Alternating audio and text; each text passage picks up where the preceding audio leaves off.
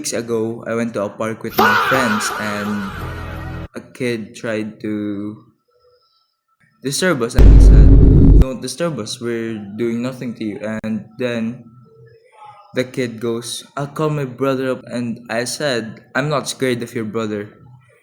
I'll just explain what happened to him." But like 16 hours ago, his brother came with some friends and there were 12 of them, me and my friend. Thankfully, I got on his motorcycle before anything could happen. Because we wouldn't win that. We wouldn't win it.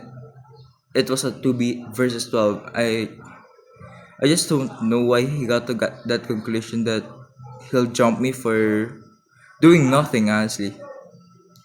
And also, 5 minutes later, I forgot my glasses and he threatened to kill me.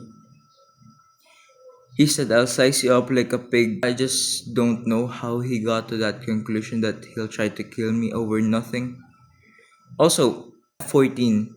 This guy is like 17 to 19 with 12 of his friends. Then